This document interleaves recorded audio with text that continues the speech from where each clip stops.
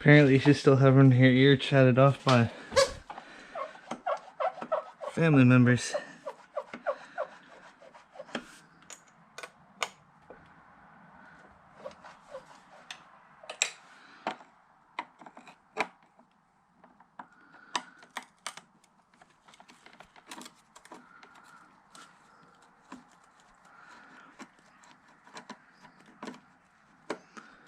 Yeah, a little bit of grit in the screws.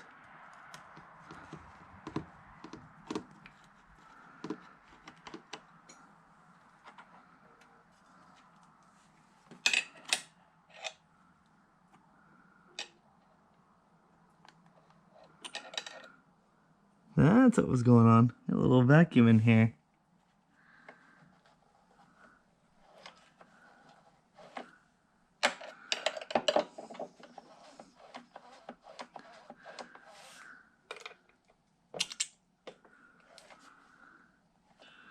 Alright, I have to top this bad boy off.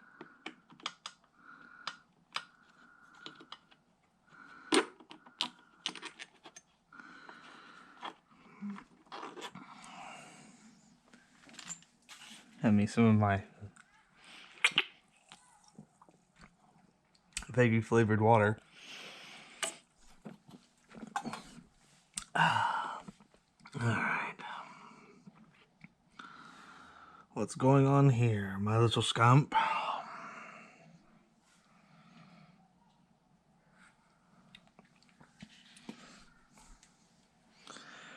So we'll need to grab a little more brake fluid.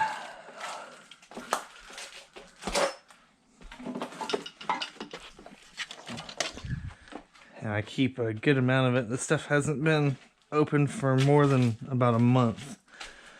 So generally you only want to have it open for a couple of weeks. But I've kept it fairly well sealed.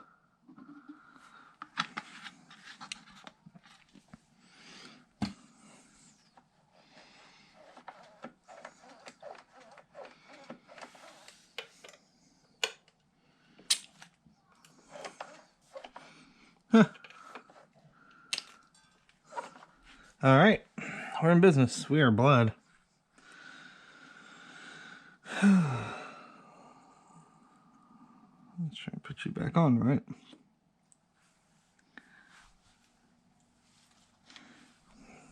It just took a little bit of convincing, you know.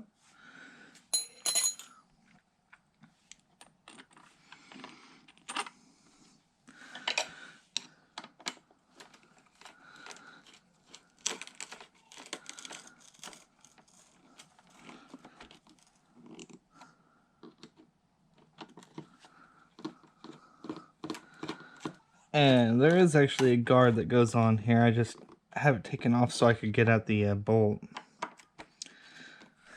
So let's see if our switch works. Oh, it's excuse me, how uncouth. Thing of beauty. All right, so we're nearing the latter half of this dual sport build. So got that all nice and blood. Switch is on, brake light works. Let's pop this back on. And yeah, I'm doing my best impersonation of that movie Enemy Mine. I'm out here in my jammies.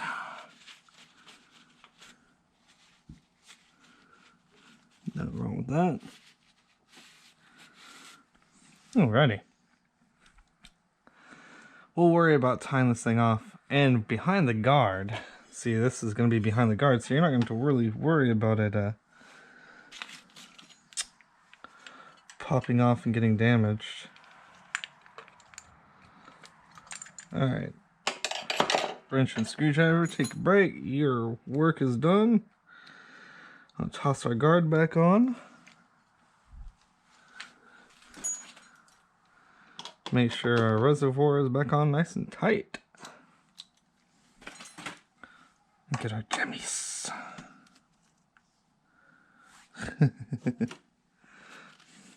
You know, it had been my second time seeing that movie. Once when I was a kid and recently again as an adult. And me and the missus were sitting there watching it. I thought it was the funniest thing, so, you know, if you haven't seen Enemy Mine, it's a pretty good movie. It's recommended. There's a spot where apparently these people like self-reproduce or whatnot. And he's, well, what are you doing? And he holds up this like little set of clothes. He's like, jammies. We totally thought he was talking about making jammies for a kid, not he named his kid Jammies. So it's been a running gag lately when we're just having a gag with each other. What are you putting on, sweetie? Jammies.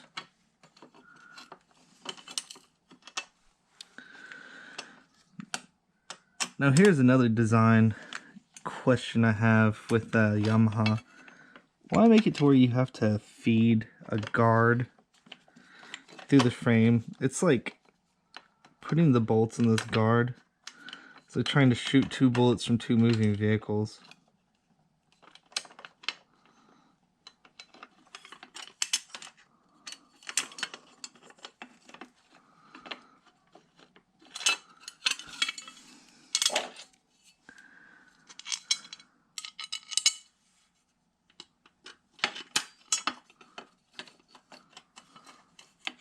It's like, okay, well now you just go in there. That's if it doesn't.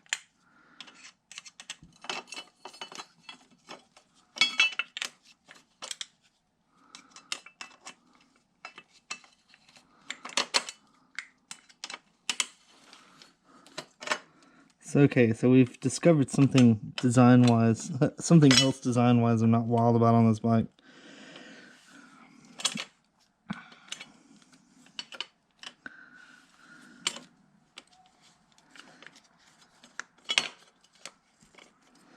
It's like a lot of these systems and stuff were like an afterthought. Like, oh, we should probably make this like reachable somehow.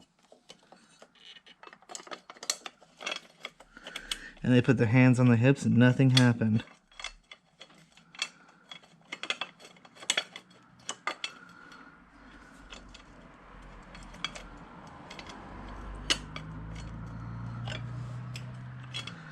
I will say that is one thing that drives me crazy about this bike is like the sheer amount of things that you have to like locate through to get bolts to go in. There we go. Put on my jammies.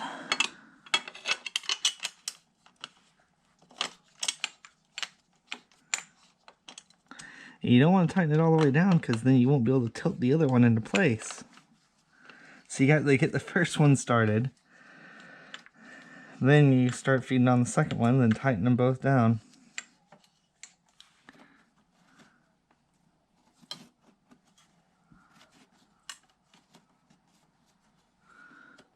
It should be safe. That brake caliper really doesn't move. If I notice there's a wear issue, I'll put some sort of like strong tape on it or something. But it's already protected. Ah, thing of beauty. So we got brake lights. Got freshly bred blood brakes. Brake lights. We're pretty much done with this side of the bike.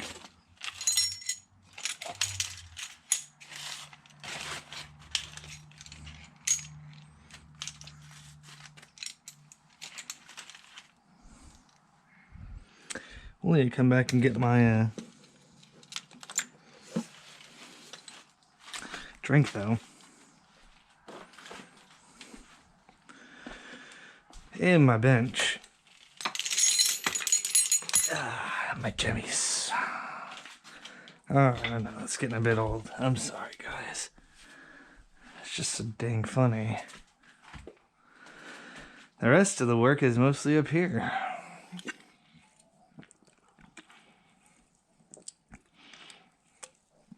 Same thing again, get the switch. I'll be honest, I'm not entirely sold on this idea of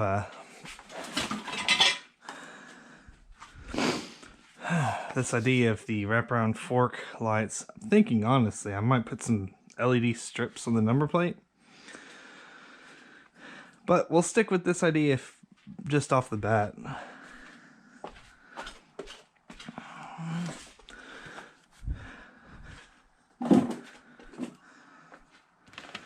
Now we got a 13mm, I believe, or 12 on there. I believe it's a 13 though. No, it's 12.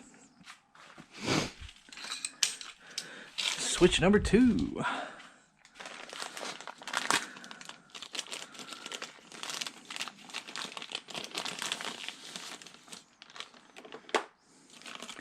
And make sure you get the right one. If you use a KTM product or anything that uses Brembo, sorry guys, sorry people. Brembo brakes, they have a different thread, size, pitch, whole 9 yards. So you need to account for that.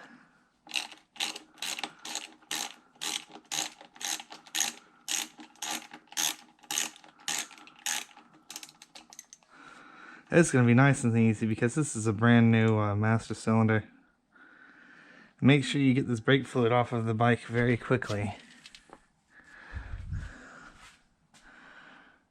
Alright.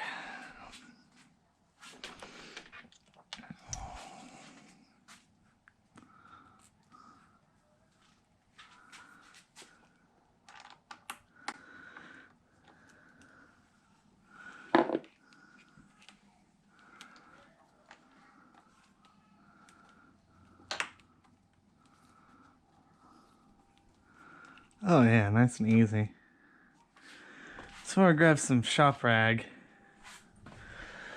Because I really don't want to have that stuff set on the bike very long.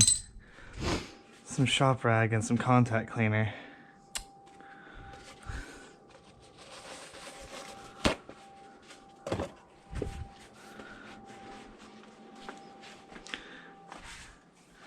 First off, I get you off the plastic.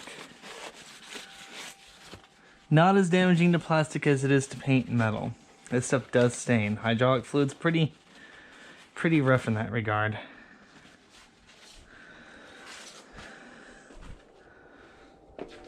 I'll use a little scrubbing bubble. I don't really think that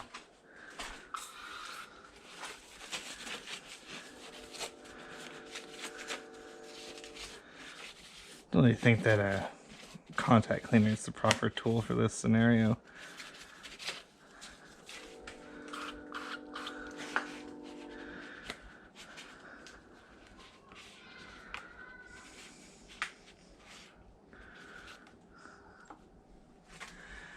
And of course, it's being a little difficult to feed in right now.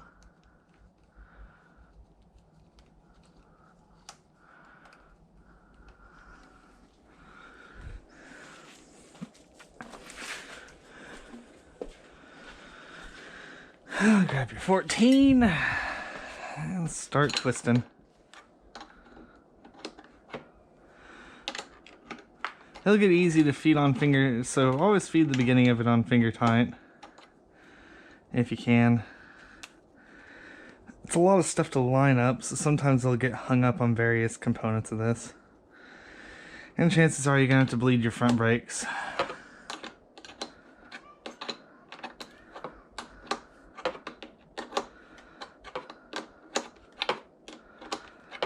And yes, I know this is going to be a lot of videos. I know this is a very long process, but I wanted you guys to see the entire process, not just hand-picked parts. Yeah, of course. Oy vey. Alright.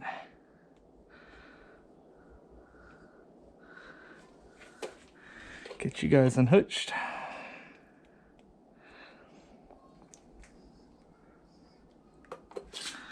Flop you forward. And what was the, let's see. Can't remember if that was the horn or brake line. Horn is going to be this. Okay, so on this one, your turn signals are going to be these two.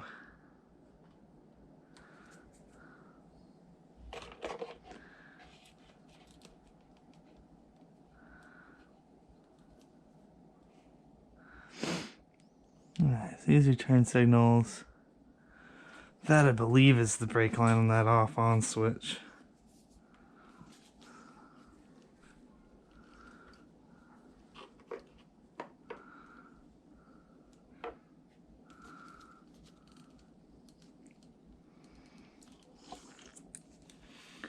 And somewhere in here, in this mess of cables, will also be the negative for the brakes. Yeah, there we go. Or negative for the turn signal, so. Alright.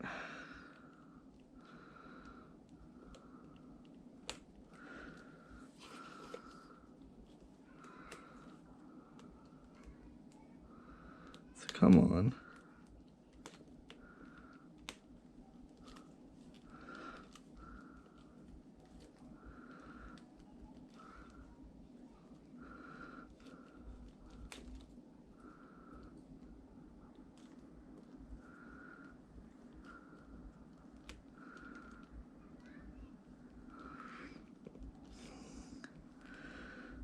Tell you what, these kids are up mighty late for school night. Not my problem, though. It's not my business. Hey, lucky you might be able to get it to just pop feed up through, or pop bleed up through the top. Generally not, but worth a shot.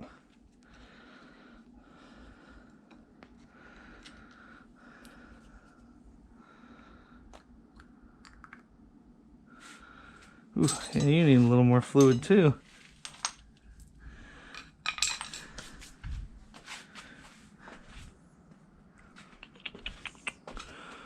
Oh, yeah, there's my brake fluid.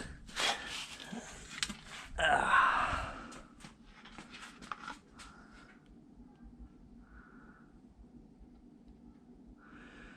you're wondering, well, why do you use .4 in your stuff? Well, because .4 is a very hydraulic. Well, it's synthetic fluid. That's why I prefer it. 3 out of 3 doctors agree that you'll have less overheating problems on your fluid with .4. Yeah, check that out. We've already basically reverse bled it from the top, so we got brake lights. Now I tell you what, for a knockoff Chinese front master cylinder, this thing is like wicked hard to pull.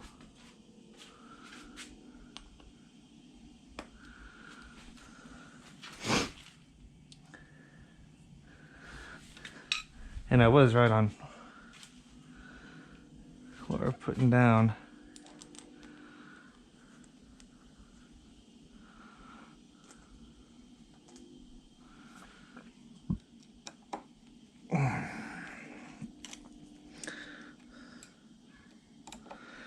So you guys are witnessing a AC to DC conversion and a dual sport kit on a WR400 from start to finish. That's a similar project if your bike doesn't have a battery like the WR400, but you do have a lighting stator.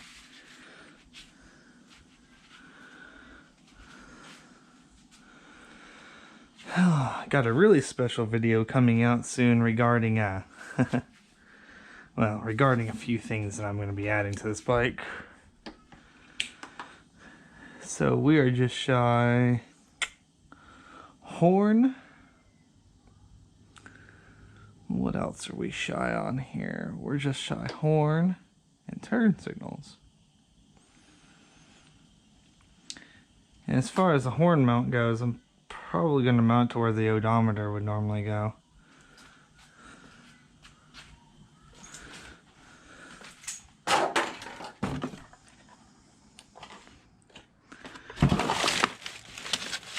But yeah, this is a comprehensive kit.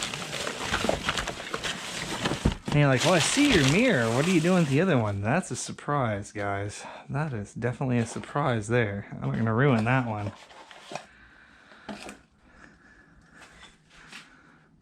Yeah, that won't fit well there.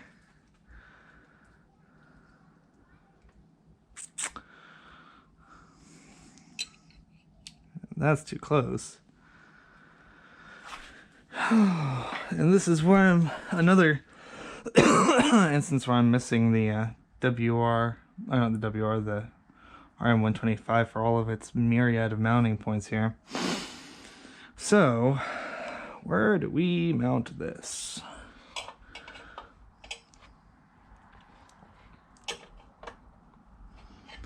Could mount to the radiator here. The forks, I think, would hit it. But we have to have a horn. That is one ironclad fact about this.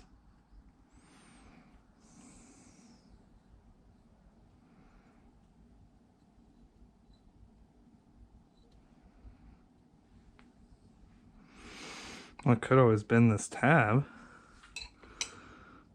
Bend it up. Or get an L bracket. I could do that.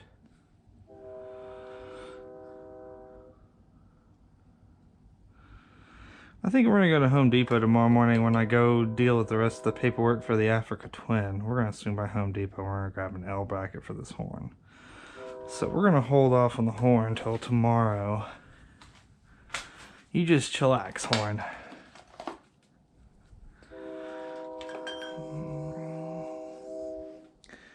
And I'm going to mull over whether I'm going to do the fork. I kind of want to do the fork turn signals because I think they're pretty cool.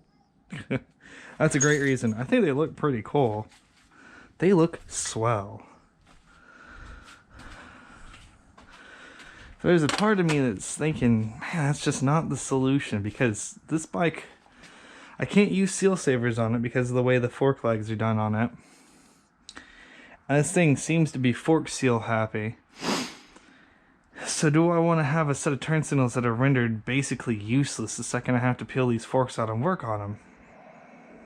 There's something in my mind that's saying that's a bad design idea. On the other hand, I could get a pair of yellow LEDs, stick them to the front here, run the wire on the back, and presto changeo. Works just fine. I think I might save the fork turn signals for another project. So, yeah. Alright, well, we're pretty much where we want to be on this tonight. So, I'm gonna do a little more ciphering and soul searching, so to speak. And we'll rig up a turn signal kit, a disconnection set of kits for this, mounting system, and the horn.